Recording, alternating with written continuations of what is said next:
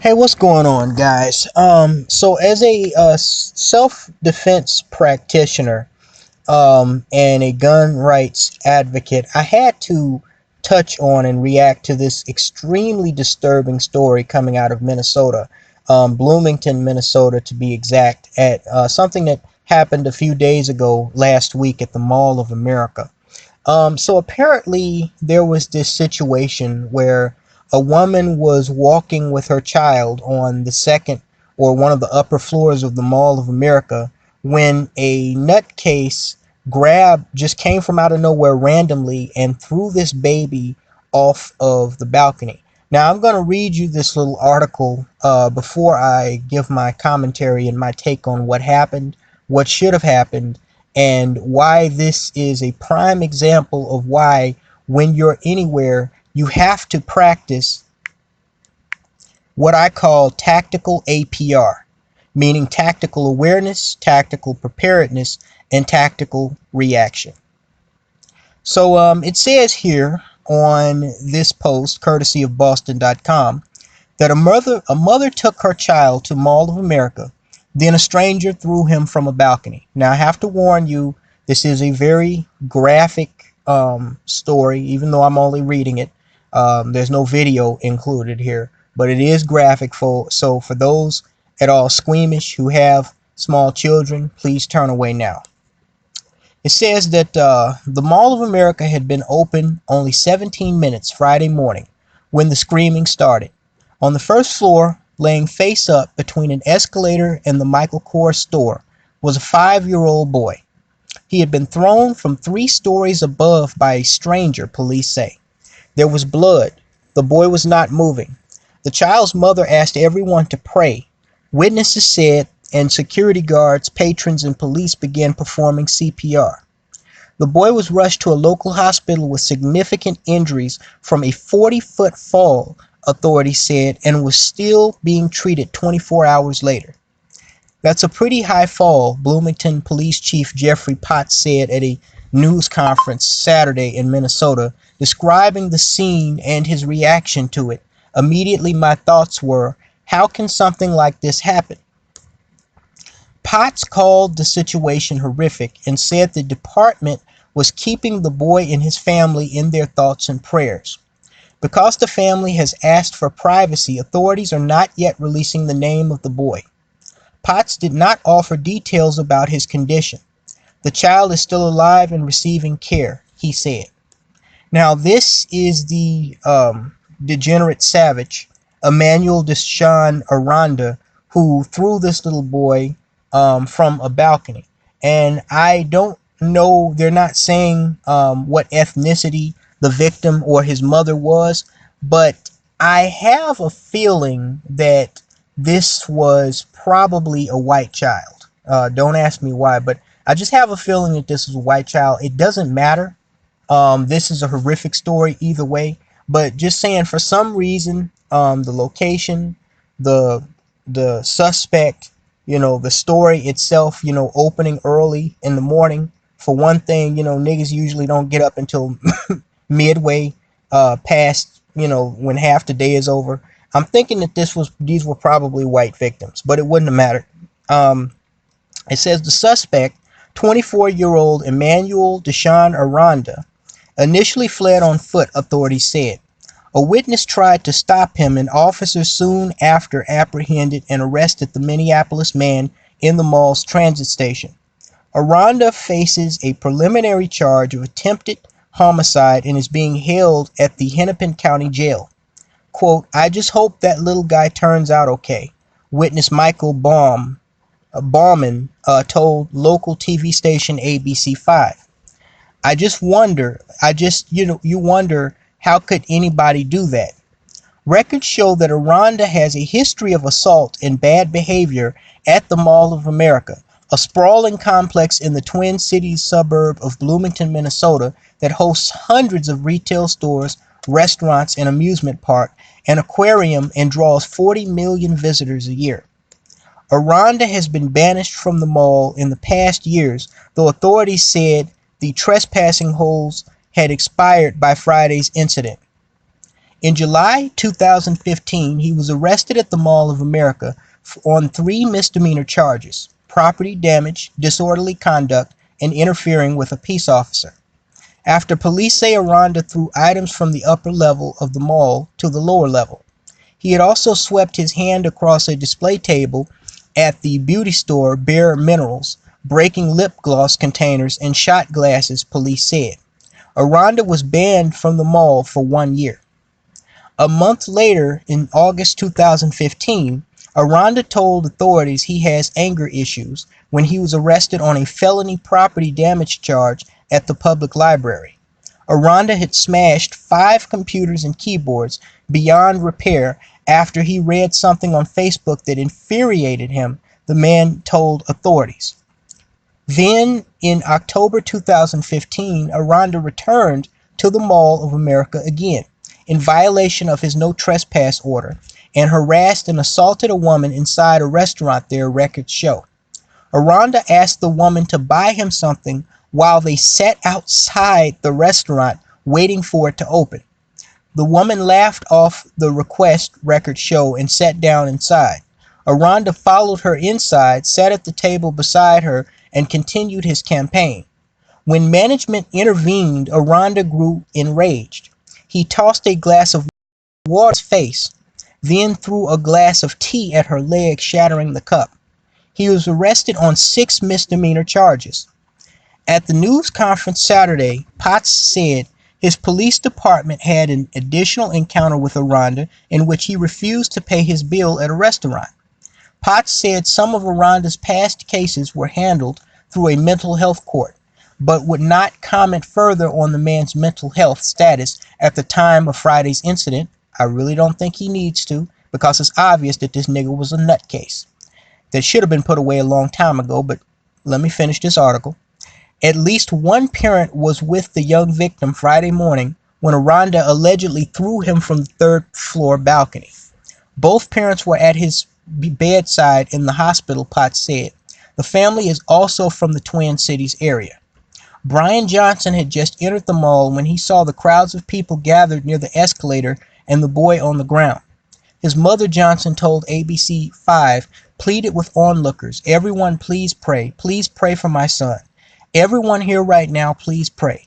How in the heck can this happen with all of the craziness going on in the world?" Johnson said. "Why would you single out a kid and ruin a family's life like this?"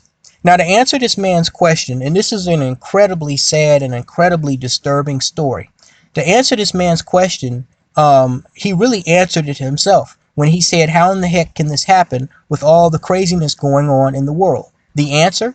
All the craziness going on in the world. We now live in a world where a person has shot more than 500 people on the Las Vegas strips.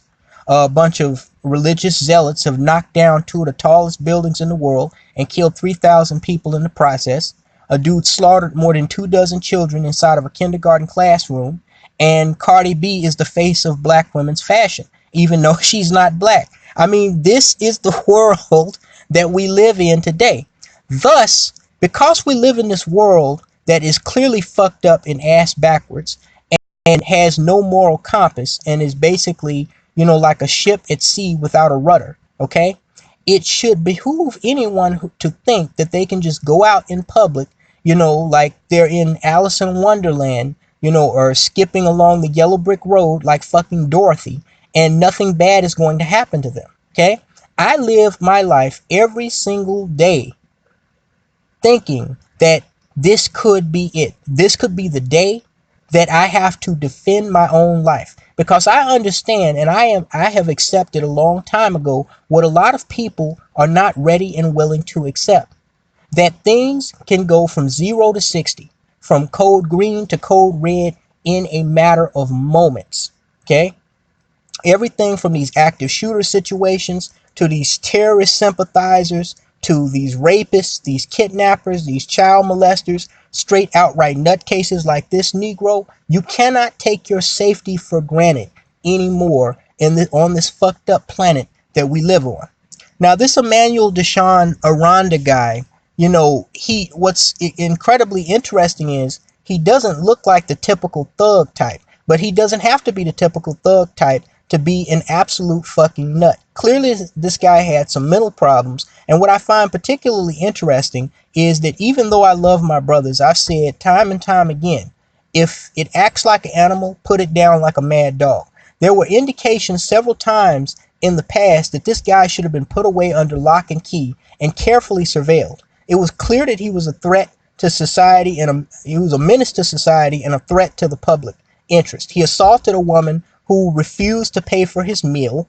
Okay, he was throwing things, just items that weren't human at first, over the side of the balcony at the Mall of America, which got him banned. But they allowed him to come back. Okay, he vandalized some property. I think they said at a jewelry store because of something he read on Facebook. And what if me, Tommy, David Carroll, and other people have been telling you about these crazy ass niggas on social media that be stalking our channels? Who gets so angry over something they saw on Facebook that they go completely random to a store and start smashing shit? A lot of these Negroes are mentally ill. Now, in the defense of black men, this is actually not the first time something tragic like this happened. Thankfully, this child actually survived. But I heard on a news report is actually fighting for his life right now. And thankfully, people are coming out of the woodworks from around the world to help this poor family, donating more than $358,000 as of April 14th. But there was an incident, if I recollect, and I think it was actually at the Mall of America many moons ago, where this white guy actually snatched a infant child out of its stroller in front of its mother and beat it to death. Fortunately, the suspect was shot and killed by arriving officers within minutes, but didn't arrive in enough time to save this child. Okay, so this is a prime case of what I call the tactical APR. You have to be tactically aware. You have to be tactically prepared. And you have to tactically react. Okay?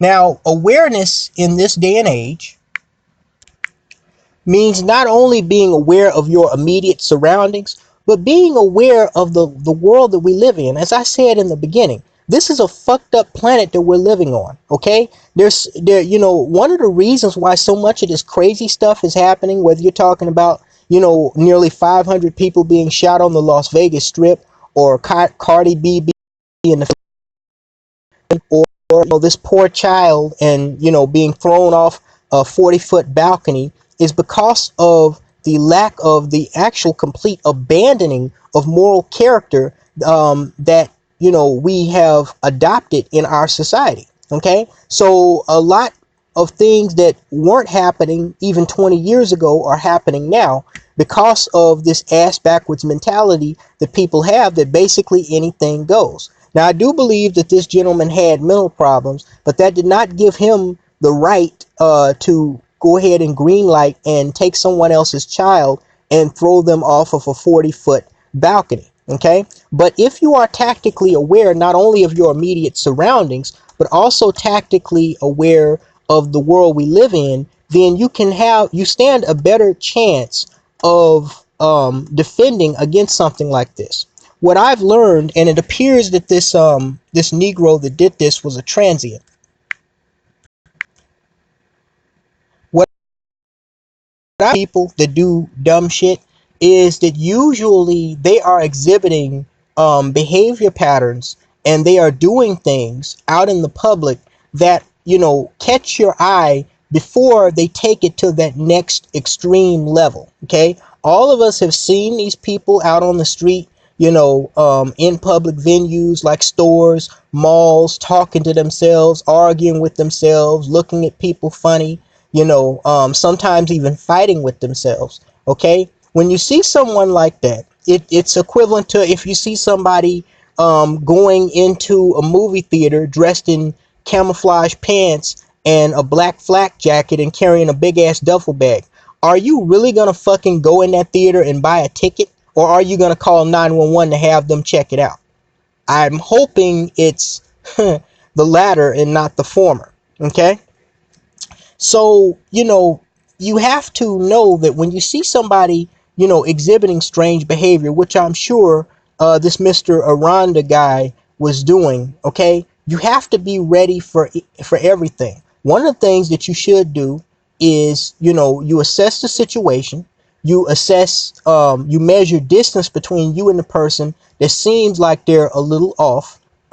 You figure out if there's any authorities like a security mall guard, or maybe even calling the police that you can summon to the area to try to keep an eye on this person or even neutralize them if need be. Okay, but you don't keep just moving about. I've seen, especially white people, I will give black people this credit, including ghetto black people. When a person is acting like they're fucked up, black people, unlike white people, seem to be a lot quicker to react in, at least an acknowledging manner that, oh man, this motherfucker's fucked up. Even if they make fun of the person, and pull out a phone like World Star. White people are a lot more likely to just walk right past the person acting crazy within inches of them, like that person won't do anything to them. I noticed that. I don't know if anybody else did, but in this world, you can't afford to be fucking naive. Like, oh, it's crazy lunatic, but they're not gonna do anything to me because I'm me. No, the world don't work like that.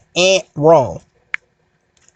Now, part of the practice of tactical APR is once you become tactically aware, okay, then you're a lot more likely to become tactically prepared. I told you guys and shared with you guys some pictorials of how I roll anywhere I'm going, anytime I'm out and about going anywhere, even really when I'm in my own house, okay? I can tell you right now that I told you guys when I'm out and about in the public, okay? I don't so much as go to check the mail in the mailbox or take the garbage out without being near at least one weapon that I can use to defend myself. And when I'm out and about in the public, away from home, I carry 2 guns, 2 knives, and a very nasty can of bear mace. Okay, I do not fuck around because, again, I'm tactically aware not only of my immediate surroundings, but also the fucked up world that we live in. Okay, so I would highly suggest, especially nowadays, once you practice tactical awareness, you tactically prepare yourself for anything that could potentially happen while you're out and about. Okay, me, even when I'm asleep in my own bedroom, okay, I can tell you right now, my guns stay closer to me more frequently than my fucking keys and my wallet. I am almost never more than a foot away from my guns, okay? And sometimes a knife, even in my own house. Because there have been instances where people on drugs, like there was this instance where this white lady was in her own house, had just got home from working a night shift, and this crazy ass nigga crashed through the window and started beating her up, tried to kill her in her own fucking house. Just broke through her door and started beating the crap out of her in her own house. Thankfully, she survived, okay? Just like, thankfully and hopefully this kid pulls through. But you have to accept the fact that anything can happen at any given time. And I know it's hard for some people to accept that as reality, but unfortunately, that's the world that we live in, okay? So I would recommend that anybody who becomes tactically aware, which should be everybody, okay, get something to defend yourself. Take some self-defense classes, get a weapon, learn how to use it. If you're going to use mace, learn how to use it. You have 2 different kinds of mace usually. You have the spray and the stream. Now, they say that the stream is a lot more accurate and effective than the spray because the spray is just a general spread like buckshot, but a stream is more like a bullet. But the problem with the stream is you have to get directly in the face of your attacker and spray it right in their fucking eyeballs and across their nose and face. Okay? But it's a lot more effective than, the spray type of mace canister. If you're going to use a knife, again, learn how to use it. There are points that you can use even with a small knife, and the 9/11 hijackers learned this when they were taking over those planes with box cutters. They hijacked 4 planes with box cutters, not even full-bladed knives. There are places where you can cut a person where they will bleed out extremely fast. Okay, there are places, and again, I'm not a knife or a knife expert or a doctor, but I know because I've seen it myself. There are places on a person's arm that have, large arteries and veins running across them, where if you come across their arm in certain areas, you can put them down in a matter of seconds. They'll bleed out so fucking fast. Okay? If you're going to use a gun, go to the range, learn how to fire accurately with your gun. Again, I would suggest taking the NRA. Back when I was an NRA pistol safety instructor, they have some very good courses about basic handgun and rifle or long gun safety. And they also have some very good courses about personal defense, both in the home and out and about. Okay. For women, I would suggest a smaller caliber weapon like a 22 Magnum. It's a small bullet, but it packs a much bigger punch than a regular 22 long rifle.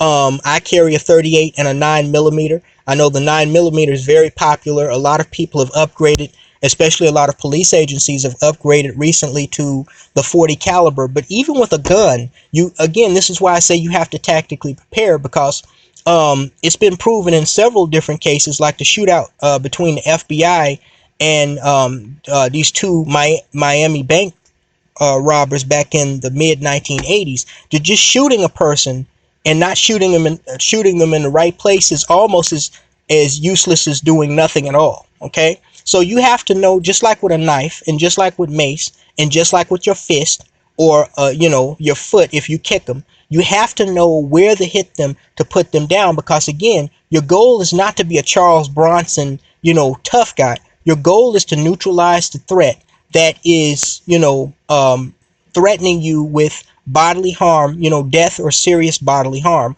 or someone that you love. Okay, so learn tactics, learn accuracy, firing accuracy, or if you're going to use a knife or mace, learn accuracy with your weapon. Be efficient. If you want to take the route of, you feel you can handle yourself in a fight, I wouldn't recommend it, because even if you can, you don't know what the crazy person that's attacking you might have on them, or who they have with them. But there's a lot of mixed martial arts courses and classes and places that you can take, where you can learn, like submission holds. Jiu-jitsu is very effective. If you're going to fight somebody, you don't want to fight them standing up. You want to get them to the ground where you can limit their mobility as much as possible. Okay, and either hold them there until somebody can get there to help you, or submit them to the point where they lose consciousness, or they're completely rendered helpless from doing anything else to harm you or someone you love. Okay, but I would recommend getting a weapon.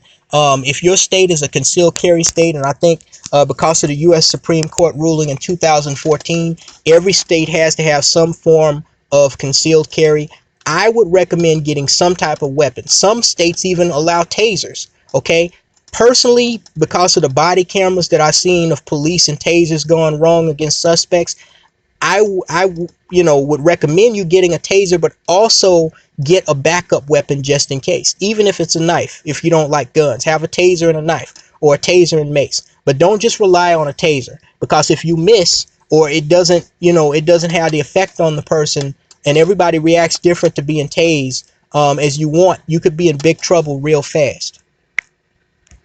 And last but certainly not least, this is most important, you have to tactically react. I'll give you an example. March 30th, 1981, when Ronald Reagan was leaving the Hilton Hotel in Washington, D.C., and a madman named John Hinckley Jr. fired 6 shots at him at point-blank range, less than 10 feet, in a matter of 1.7 seconds. Some people said it was 1.4 seconds. Ronald Reagan's security detail, and specifically United States Secret Service agent Harry Parr, saved Ronald Reagan's life by reacting to the first shot that he heard and pushing Reagan into the car before the end of the 6th shot. Now, Reagan was still wounded in the assassination attempt, but if it had it not been for the training and the tactical awareness, tactical preparedness, and tactical reaction of his security detail, he likely would have been a dead man, as seen in this descriptive video here.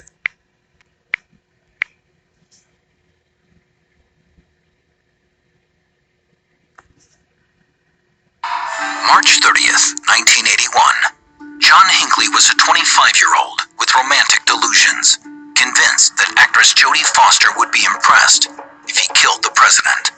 Outside the Hilton Hotel in Washington, D.C., Hinckley caught up with his target. And I don't think there was a better demonstration of how that training worked than the assassination attempt against President Reagan. Jerry Parr and Ray Shattuck, as soon as the first shot goes off, they grab the president and they throw him into the car. Agent Tim McCarthy shielded Reagan with his body, taking a bullet in the process. Within moments, the limo sped away from a scene of chaos. Hinckley was buried under a mountain of Secret Service agents. Agent McCarthy, Press Secretary James Brady, and D.C. policeman Thomas Delahanty lay on the sidewalk, severely injured. All three survived, but Brady had permanent brain damage. The old saying that, a Secret Service agent will take a bullet for the president. If you look at the Reagan assassination, Tim McCarthy did do that, but he was trained to do that as well. And his heroic actions demonstrate that. So the Secret Service has always been my favorite law enforcement agency ever since the Ronald Reagan assassination attempt, because they exemplify what I mean when I say tactical APR.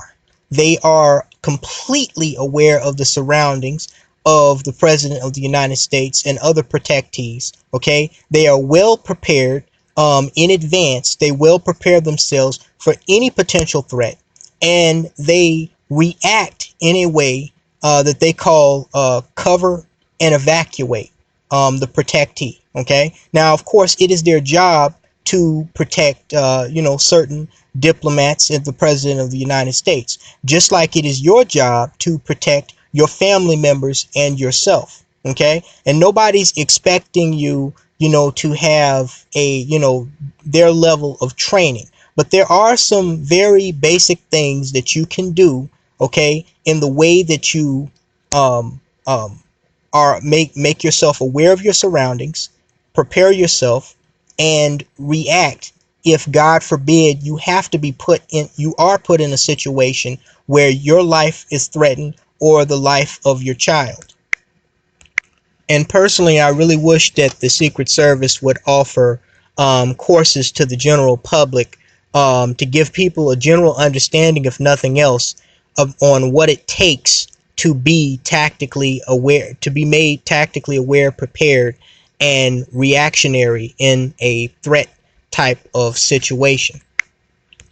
So as far as some of the things that this woman could have done to tactically react to her child, her 5-year-old son being brutally attacked by this savage.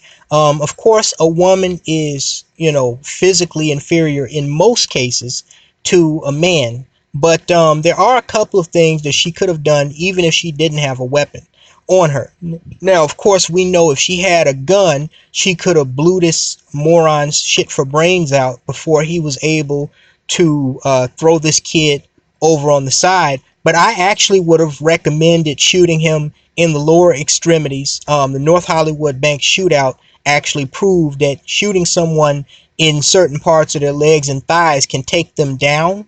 Okay, maybe not out, at least not immediately, but that would have, because if he had already had the boy picked up and getting ready to throw him over the side, it would have put him down, whereas shooting him in the head would have possibly caused him to just drop the boy over the side if that's what he was already doing. Also, she could have had a knife and went for the jugular vein. She could have had mace and sprayed it in his face to the point where his eyes were so irritated that he dropped the child. Now, even as, a woman up against a physically superior man, there were things that she could have done to get this guy off balance at least long enough to, wait for help. Now, she would have put herself in danger, but of course, if you're a parent, then you're willing to do that for your children anyway. I don't think that this woman just stood by and watched this guy do this. I think that she was not tactically ready. She wasn't tactically aware. She wasn't tactically prepared, and she wasn't tactically reactionary to what was happening. She was probably in shock. okay, and probably scared and caught off balance. That's another thing the Secret Service teaches their agents, that you can't, use a human reaction. It's equivalent to a person firing a shot, and the, people who are professional racers like Jesse Owens, as soon as they hear the shot, they start running. Okay, they're not reacting to the shot; they're reacting to the training that they have. That it is as soon as you hear that sound, you take off running across that track. That's what I mean by tactical preparedness and tactical reaction. Okay, you already have to have it in your mind what you're gonna do if, God forbid, something crazy like this happens. Now, in the event that this lunatic did what he did, and this woman didn't have a weapon, she could have tried to tackle him by, I would recommend going as low as possible, because, human beings are at a center of gravity. The lower you go on them, the less strength you have to knock them off balance or even take them down. You see this in mixed martial arts fights all the time, where a person will shoot to take their opponent down and get them to the ground, for submission or a ground and pound. So if she had a charge at the guy, went low and went for his feet and legs, that probably would have, even if she only weighed 100 pounds, dripping wet, putting all her forces, all her her strength into ramming this bastard, would have caused him to drop the child. Now, when hopes by that time, somebody, security or police, somebody paid to do something, or maybe even a good Samaritan would have, came to help at that point. But at least it would have, gave her child a better chance of, escaping this nutcase. She probably would have been in trouble herself. But, again, when you're a parent, you're willing to do anything to save your child anyway. So, yeah, guys, I hope this kid pulls through. And, this is really just a tragic, sad case. I hope they put this Black Savage behind bars for good this time, and throw away the fucking key, something that they should have done if it was nothing more than the insane asylum a long time ago, and then we wouldn't have had this tragedy. Yeah, guys, just make sure you practice tactical APR. Tactically aware, tactically prepared, and tactically ready to react. Talk to you later, guys.